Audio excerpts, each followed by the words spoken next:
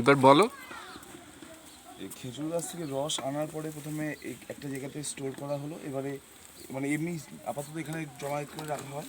তারপরে এইরকম আমাদের এখানে প্রসেস হচ্ছে, এরকম 4খানা মাটির হাঁড়ি থাকে, তার মধ্যে রস দিয়ে ঘোরানো হয়। এবার প্রথমে একটাতে গরম করে একটু হালকা কালার চেঞ্জ হবে, তারপর নেক্সট মানে ইয়েতে যাবে, ওই ভাঁড়ে বা নেক্সট যে জায়গাটা আছে সেখানে যাবে। এই করে আস্তে আস্তে যতটা গাঢ় হবে কালার চেঞ্জ হবে, হয়ে হয়ে নেক্সট একদম লাস্ট যেটা আছে সেখান থেকে ফাইনাল প্রোডাক্ট নামবে গুড়। এবারে গুড়ের মধ্যে দুটো ভাগ থাকে, এটা আমরা শুনেছি জিরেন কাঠের গুড়, নর্মাল গুড়, নলেন গুড়। জিরেন কাঠটার ব্যাপারটা হচ্ছে প্রথমে গাছটাকে কাটার পরে যে রসটা দিচ্ছে, হ্যাঁ রসটা এবার যখন কমে গেল তখন গাছটাকে 3 দিন রেস্ট দেওয়া হয়। 3 দিন রেস্ট দেওয়ার পরে কোনো জায়গায়, যেমন কাটা জায়গায় যদি মানে 3 দিন ছেড়ে দেওয়া হয়, কিছু যদি না কিছু যদি না ওর উপর কাটাকাটি করা হয়, তাহলে কি ওই জায়গাটা হালকা করে তো শক্ত হতে থাকবে। সেমভাবে গাছেরও যে কাটা জায়গা, সে 3 দিন ছেড়ে দেওয়ার পরে ওই জায়গায় হালকা করে একটু শক্ত হতে থাকে। তো 3 দিন পরে ওটা আর একটু ছিলে দিয়ে আবার যখন ওইখান থেকে রস নেওয়া হয়, সেই রসের ফ্লেভারটা আরও বেশি আসে, যে নাটি ফ্লেভার জন্য এই জায়গার যে নলেন গুড় বিখ্যাত, সেই জিরেন কাঠের এতে ওই নাটি ফ্লেভারটা আরও বেড়ে যায়। তো এইভাবে ওই 3 দিন রেস্ট দেওয়ার পরে ফার্স্ট যে রসটা আসে সেটাকে বলে জিরেন কাঠের রস। তারপরের দিন এবং তারপরের দিন আরও রস নেওয়া হয়, সেটাকে বলে দোকাঠ এবং তেকাঠের রস। এইভাবে এই 2 রকমের রস হয়, একটা জিরেন কাঠের রস, একটা নলেন গুড় বা তেকাঠ দোকাঠের গুড়, এভাবে। তো এই এই রসগুলো মোয়াতে লাগছে, গুড় বানানোতে লাগছে, আর কি কি জিনিসে লাগে? পাটালিতে ইউজ হয় মানে টোটালি রসগুলো না, রসটা ফুটিয়ে আগে গুড় বানানো হয়, আর গুড় থেকে এবারে বিভিন্ন ফাইনাল প্রোডাক্ট আসতে থাকে। এবার গুড় বানানোর পরে কত রকম গুড় হয় এর থেকে? নর্মালি 2 রকমেরই গুড় আমরা বলি। একটা হচ্ছে 3 দিন পরে যেটা ওই ফার্স্ট রসের যে গুড়টা, সেটাকে বলি জিরেন কাঠের গুড়। আর তারপরে দোকাঠ তেকাঠের আর আরও যে 2 দিন এবং 3 দিনের মাথায় যে রসটা বেরোয়, সেই রস নিয়ে যে গুড়টা হয় ওটা দোকাঠ এবং তেকাঠের গুড়। এভাবে বলে আমরা নিজেদের কাজ চালানোর জন্য এইভাবে আমরা বলি আর কি, বলতে গেলে এইভাবেই পরিচিত। তো সেই গুড়গুলো আমরা কি কি মানে খাবারের জিনিসে ইউজ করতে পারি, মানে কি কি বানানোর জন্য? আপনি এই সিজনাল প্রোডাক্ট, তো ফলে গুড় নিয়ে আপনি পায়েস, গুড়ের রসগোল্লা থেকে গুড়ের সব রকম আইটেমই এটা ইউজ হয়। কিন্তু এটা হচ্ছে গুড় বানানোর পরে ওটা বেশি দিন ভালো থাকে না, মানে ধরে নিন 1 মাস খুব বড় জোর। যদি এই ভালো ফ্লেভারটা নিতে হয়, সেটাও বলতে গেলে 1 সপ্তাহ, ওর পরে এই ফ্লেভারটা আসাতে হবে। এবার যদি আমরা সারা বছর এই গুড়টাকে খেতে চান, তাহলে আপনাকে ওই পাটালি করে নিতে হবে, যেটা সলিড। হ্যাঁ হ্যাঁ, জমিয়ে মোটা করে দানা গুড় যেটা হয়, জমিয়ে মোটা করে বা আরও ফুটিয়ে আরও গাঢ় করতে হবে, তখন ওটা আপনি সারা বছর ইউজ করতে পারবেন। বাড়িতে পায়েস হোক, ক্ষীর হোক, হ্যাঁ সিমাই হোক, যেরকম যেরকম দুধের প্রোডাক্ট যেগুলো হয় তাতে ইউজ করলে, চিনির বদলে ওটাই যখন ইউজ হবে, তখন এই এখন যে যেরকম গুড়ের ফ্লেভারটা পাচ্ছেন, মানে ওই টাইমে যারা সুগারের রোগী তারাও এটা খেতে পারে, তাদের কোনো অসুবিধা নেই? অ্যাকচুয়ালি সুগারের রুগীর জন্য কোনো রকমই মানে সুগার কন্টেন্টই ভালো না স্বাভাবিকভাবে। তো এর মধ্যে কিন্তু এই সুগার তো অ্যাসিমিলেট হতে খুব সহজ, মানে যেমন চিনি, চিনি আমাদের শরীরে অ্যাবজর্ব হয় না, কিন্তু এটা অ্যাবজর্ব হয়ে যায়। হ্যাঁ, এটাতে কোনো নেই, এটা জাস্ট অর্গানিক, মানে রস থেকে গুড়, কোনো অ্যাডেড সুগার নেই, একদম সামনেই করা আছে। কোনো এখানে গুড় থেকে ওরকম শরীরে উপকার, এতে কোনো ইয়ে নেই। আর আপনি দেখবেন এর মধ্যে প্রচুর পরিমাণে অ্যান্টিঅক্সিডেন্ট আছে, পটাশিয়াম আছে, ম্যাঙ্গানিজ আছে, যেটা আপনার বডিতে প্রতিনিয়ত যেটা একটা সাপ্লিমেন্ট হিসেবে কাজ করে। তো অ্যান্টিঅক্সিডেন্টে আমাদের কত রিফ্রিজারেবল যে মানে ড্যামেজটাকে ঠিক করে, তো তো অনেক হেল্প হয় আর কি।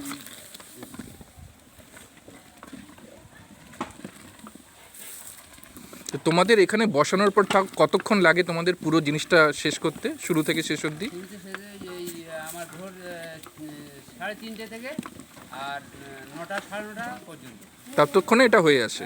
করতেই হবে, না হলে এরপরে দেরি করলে এই রস তোমার 2:30 উঠি, ওখান থেকে গোল গাছ করে এখানে এসে এবার প্রথম রসটা বইয়ে আমরা গরম করি, গরম করে নিয়ে এবার রসের সাথে তোমরা আরো কিছু মেশাও? শুধুই রসটা? শুধু রসটা, আর কিচ্ছু দাও না এর মধ্যে, শুধু এটাকে জাল দিতে থাকো? গাছের রস থেকে গুড়, এর মধ্যে কিচ্ছু নেই, সুগার নেই, কিছু নেই। আর এখানে ওই আমাদের এই বেশিরভাগ এই রসটা ওই কাঠে জাল হয়, আর এই খেজুরের পাতা যে আমার যে খেজুর গাছ, যে হ্যাঁ খেজুর গাছের ডালগুলো কাটা হয়, ওই ডালগুলোই ম্যাক্সিমাম এতে জ্বালানি হিসেবে ইউজ হয়, এছাড়া কাঠ লাগে। তবে হ্যাঁ, এটাই একটা ব্যাপার যে রস থেকে গুড় এই জিনিসটা করতে গেলে প্রচুর পরিমাণে কাঠের জ্বালানি প্রচুর পরিমাণে লাগে। যদি কোনো অসৎ মানে যারা অসৎ হয় তাদের জন্য সব কিছু ইজি হয়ে যায় না ব্যাপারটা, সেমভাবে যারা চিনি দেবে সঙ্গে সঙ্গেও গাঢ় হয়ে যাবে, কালারও নিয়ে আসা যায়, আর মানে তাড়াতাড়ি হয়ে যায়, ওতে জ্বালানি এত পড়ে না। কিন্তু আপনি সৎ পথে গেলে বিভিন্ন পরিস্থিতিতে বিভিন্ন চাপ যেমন আসে, ওই রকম সৎ পথে বানাতে গেলে জ্বালানি আর জ্বলে একদম মানে অনেক বেশি কাঠ পোড়াতে হবে আর কি। কারণ আমরা যেসব পাড়ার দোকানে বা কলকাতায় যেসব দোকানে খাই তার স্বাদ একেবারেই সেরকম ভালো হয় না, কিন্তু দাম আকাশ ছোঁয়া হয়। আমার ঠিক আর ব্যাপারটা হচ্ছে আপনাদের কাছে ভালো ফাইন প্রোডাক্ট অ্যাভেলেবেল থাকে না, অ্যাভেলেবেল না থাকার জন্যে আপনাদের কাছে ওরা যে দাম চায় আমরা সেটা দিয়ে অন্তত শীতের স্বাদ নেওয়ার জন্য ওটা দিতে আপনারা বাধ্য হন। কিন্তু গ্রাম বাংলায় এলে আপনি ভালো আমরা সেই স্বাদটা ভুলেও গেছি শহরে, যে ভালো জিনিসের স্বাদটা কীরকম। এনার বাবার সঙ্গে আজ 12 বছর আমি ব্যবসা করছি, 12 বছর এনার বাবা আমার উচিত মূল্য দাম দিচ্ছে, সেখান থেকে আমরা এই সঠিক জিনিসটা আবার শুরু করেছি। কিন্তু তা তোমরা এই গুড় বানানো ছাড়াও কি অন্যান্য কাজও করো? হ্যাঁ, মানে এটা তো একটা সময়, সারা বছরই অল্প কিছু সময়ের জন্য করে। 4 মাস মাঝ, হ্যাঁ। 4 মাসের পরে ওই আমি এই রাজমিস্ত্রি কাজ আচ্ছা, এই অঞ্চলেই না আরো কোন জায়গায় যাও? এর মধ্যে বা জনগণ এলাকা বা মন্দির এলাকা যেখানে আমার আচ্ছা পরিচয় আছে সেখানে যাওয়া। আচ্ছা, তোমার নামটা বলো। খলিল লস্কর। খলিল লস্কর। আচ্ছা, আমাদের আগে 18 জন শিউলি ছিল। হুম। আমার নিজের চোখে দেখ, আমি তখন ক্লাস 6-7-এ পড়ি এরকম টাইমে। তো ব্যাপারটা হচ্ছে যে চিনি মানে যার গুড়ে চিনি ধরা পড়বে তার সঙ্গে সেই সময় সেই অন স্পট দাঁড়িয়ে তার হিসেব করে ব্যবসা তখন থেকে আমাদের তার সাথে বন্ধ, সে আমাদের দোকানে আর আসবে না। এই করে করে করে করে এখন দুজনে এসে শিউলি এসে থেকেছে, কারণ মানে টিকে গেছে। এই কাকা আর একজন আছে। এই যে শিউলি বলছি, শিউলির একটু এক লাইন বলো। শিউলি বলতে শিউলি কি? শিউলি কি? যারা এই শীতের সময় এই রস মানে গাছ দিয়ে রস এনে গুড় বানিয়ে যারা মানে মার্কেটে ইয়ে করে বা বাজারজাত করে তাদেরকে শিউলি বলে। যারা গুড়টা বানায়, গুড় তৈরি করে তাদেরকে শিউলি বলা হয়। মানে প্রথম থেকে শেষ অবধি পুরো কাজটাই সে পুরো করছে। কাজটাই তার। আর এটা খুবই চ্যালেঞ্জিং প্রোডাক্ট। ব্যাপারটা হচ্ছে বলি যে যেটা বলছিলাম যে বেশি ঠান্ডা হলে গাছ রস কমিয়ে দেবে, কুয়াশা বেশি হলে রসের কোয়ালিটি ভালো হবে না। বৃষ্টি এই ফুট হয়ে গেছে, এটা হয়ে গেছে ওই জমায় পড়ছে, ওই একদম এই যে পড়ছে যখন ড্রপটা যেমন কেটে কেটে কেটে কেটে হচ্ছে, কেটে পড়ছে মানে ঘন হলো, ঘন হয়ে গেছে। হ্যাঁ ঘন হয়ে গেছে এবার এই কাটে নেবো। এরকম।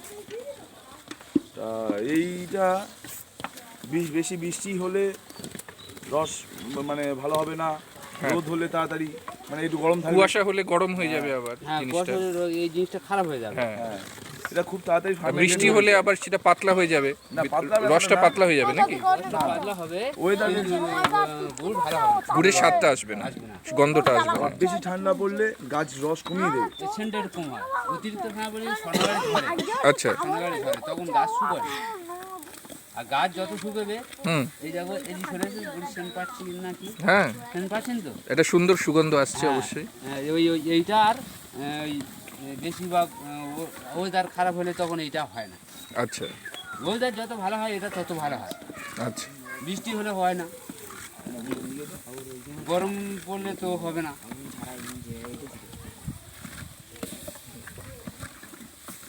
তুমি তোমার একটু পরিচয় এটা বলো। আমার নাম সুমন কয়াল। আমি এই আমাদের জয়নগর নিমপিটেই আমাদের দোকান, রায়কিশোরী সুইটস, এবং নিমপিটের বুকে আপনারা সকলে জানেন নিমপিট রামকৃষ্ণ মিশন, ওনারাই আমাদের মেন আমাদের কাছ থেকে মোয়া নেন। ওনাদের জন্যই বলতে গেলে এখনও আমাদের দোকানটা খুলে রাখা বলতে গেলে, কারণ ভালো কোয়ালিটি মোয়া এখানে পাওয়া যায় না, এবং আশ্রম থেকে একটা চাপ থাকে বিভিন্ন জনকে ওই ভালো কোয়ালিটি মোয়া দেওয়া। আর আমার বাবার কাছে যে কোয়ালিটি সেই কোয়ালিটিই আশ্রমের পছন্দ, তো ফলে আশ্রম থেকেই আমাদের মোয়াটা নেয়, ওটাই মেন।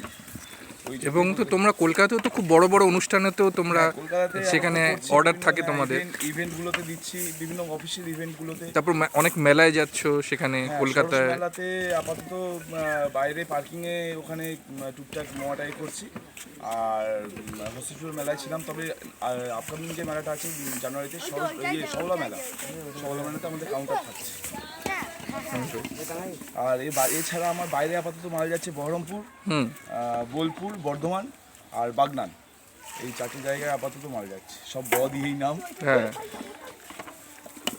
এখন কথা হচ্ছে যে মানুষের যে চাহিদা তো অনেক, মানুষের চাহিদা অনেক, যোগান কম, ভালো জিনিসের যোগান কম, চাহিদা বেশি।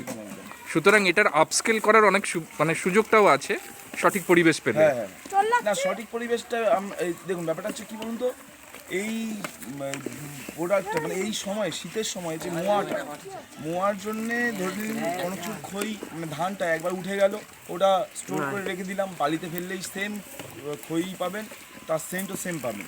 আচ্ছা কাজু, ক্ষীর, ঘি, এলাচ সারা বছর অ্যাভেলেবেল থাকে। শুধু এই জিনিসটাই প্রকৃতি আপনাকে শুধু এই 2 মাসই দেবে, যতদিন এই ভালো ঠান্ডাটা আছে, মানে ডিসেম্বর আর জানুয়ারি ধরে নিন। এবারে তাহলে প্রকৃতিই যখন আপনাকে 2 মাসই এটা দিচ্ছে, তাহলে আপনি কি করে সেটা 4 মাস ধরে বিক্রি করতে পারেন? তা পারেন না তো।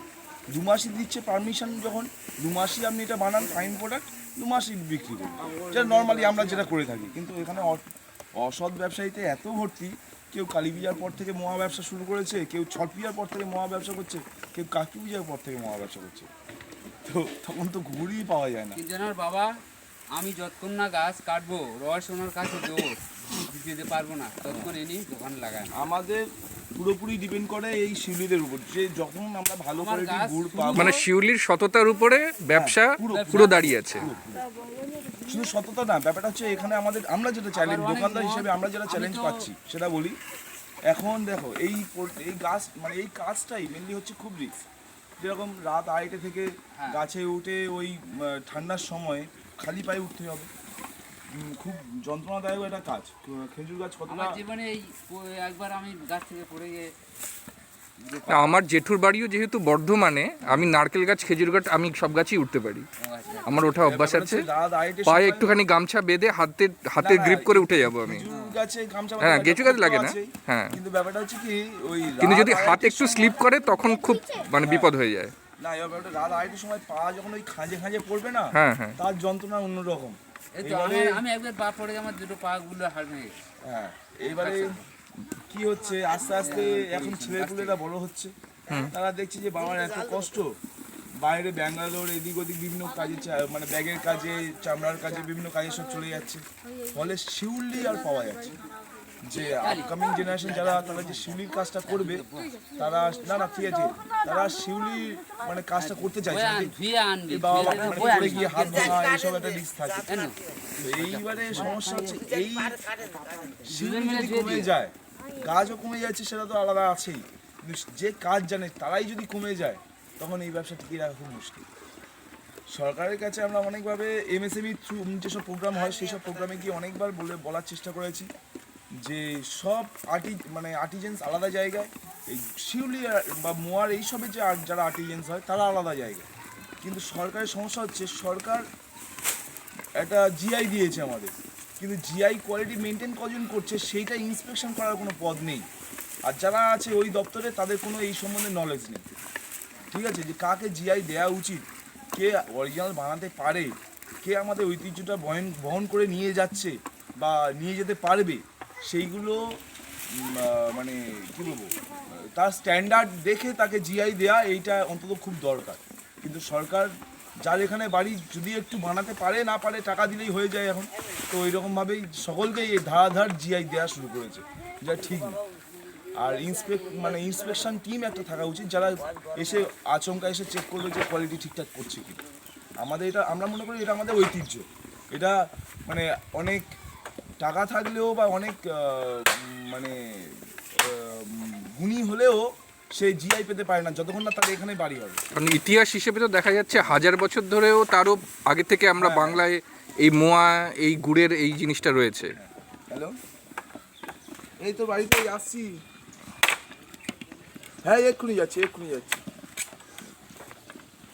হ্যাঁ তুই একটু রেখে দিস, আমিও খাইনি, তুই রেখে দিস। আচ্ছা লাস্টে আমি একটুখানি নাড়িয়ে এটা করে ভিডিওটা শেষ করে দিই।